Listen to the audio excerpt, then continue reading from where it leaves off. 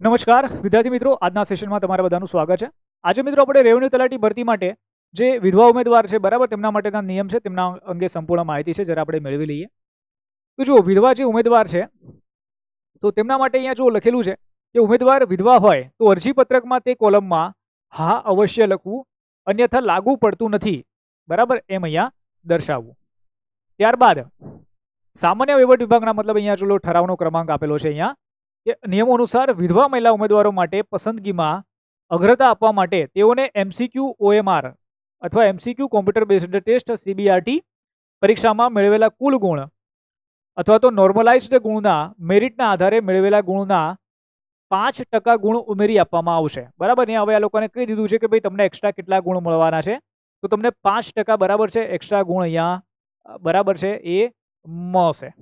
Late સે તમારા 100 mark આવ્યા છે તો તમને 5% વધારે ઉપર મળશે, તો 100 ના 5% નીકળો તો 5 માર્ક થાય ભાઈ, તો તમારા 105 માર્ક ગણાય રાઈટ. ત્યારબાદ પરંતુ તો એ નિમણૂક સમયે પુનઃ લગ્ન કરેલ ન હોવા જોઈએ બરાબર, અને તે અંગે મંડળ માંગે ત્યારે તમામ પુરાવા અસલમાં રજૂ કરવાના રહેશે. હવે જો અહીંયા પુનઃ લગ્નનો જો કેસ આવે છે રાઈટ, એવો કોઈ કેન્ડિડેટ છે કે જેમના પુનઃ લગ્ન કરી રહ્યા છે નિમણૂક સમયે બરાબર, તેમણે પુનઃ લગ્ન કરેલા છે, તો ભાઈ તેમને બરાબર આના અંદર મતલબ એ કન્સિડર કરવામાં નહીં આવે.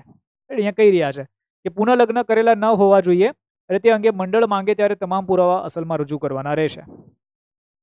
ત્યારબાદ કહી રહ્યા છે અહીંયા કે ઉમેદવારોએ સ્પર્ધાત્મક પરીક્ષામાં મેળવેલા ગુણના 5% ઉમેરી મેરિટ યાદી તૈયાર કરવામાં આવશે.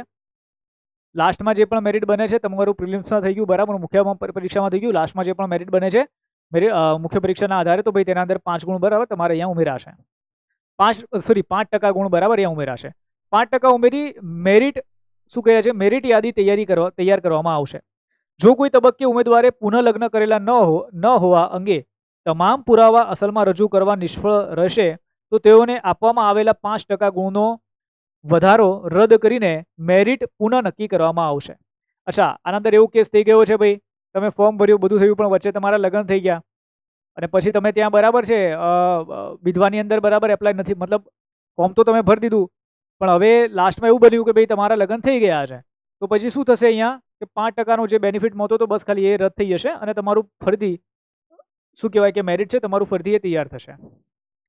ચલો, ત્યારબાદ કોઈ મહિલા ઉમેદવાર જાહેરાત માટે અરજી કરે તે સમયે વિધવા ન હોય પરંતુ અરજી કર્યા બાદ અથવા તો જાહેરાત પ્રસિદ્ધિ થયાની છેલ્લી તારીખ વીતી ગયા બાદ અથવા ભરતી પ્રક્રિયાના કોઈ પણ તબક્કે વિધવા બને અને તે અંગે જરૂરી દસ્તાવેજો પુરાવો રજૂ કરે તો તેની રજૂઆત મળ્યા તારીખ પછીના ભરતી પ્રક્રિયાના જે પણ તબક્કા બાકી હોય તે તબક્કાથી જ તેઓ મહિલા ઉમેદવારોને વિધવા મહિલા ઉમેદવાર તરીકે બરાબર લાભ આપવામાં આવશે.